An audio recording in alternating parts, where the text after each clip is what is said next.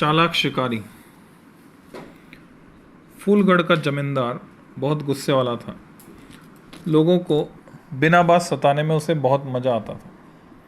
मोटी अक्ल होने के कारण कोई भी बात उसकी समझ में देर से आती थी। गांव के पास घना जंगल था। जमींदार अक्सर वहां शिकार खेलने जाया करता था। एक बार जमींदार जंगल में शिकार करने गया। वहां एक हिरण देखकर उस पर निशाना साधने लगा। इतने में ही वहां खड़े एक दूसरे शिकारी ने शिकार कर लिया। हिरण जमीन पर गिर पड़ा। यह देख जमींदार आग बबूला हो उठा।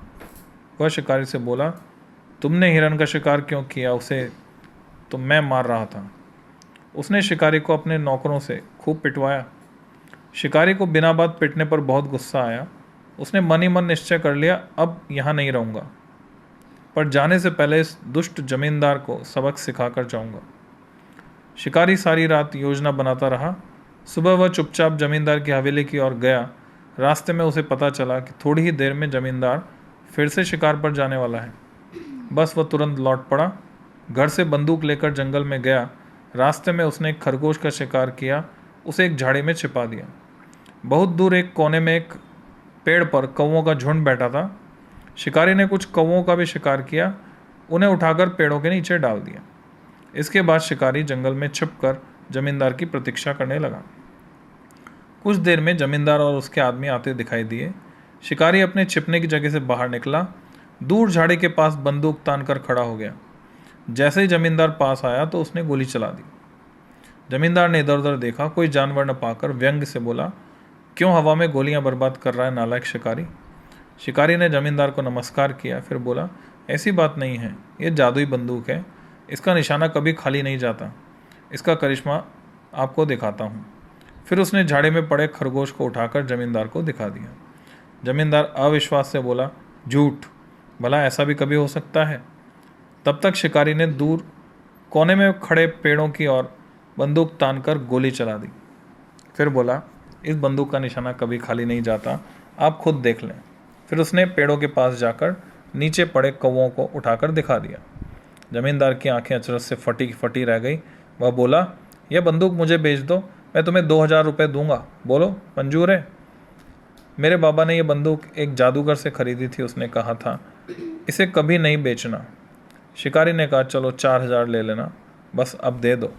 कहते हुए जमींदार ने शिकारी के हाथ से बंदूक झटक ली। जमींदार के इशारे पर शिकारी को 4000 रुपये दे दिए गए।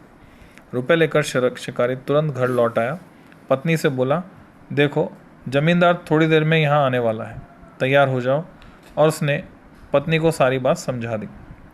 थोड़ी देर में सचमुच जमींदार चिल्लाता हुआ शिकारी के घर के अंदर घुस आया। उसने देखा शिकारी एक हथौड़ी लेकर पत्नी के पास खड़ा है।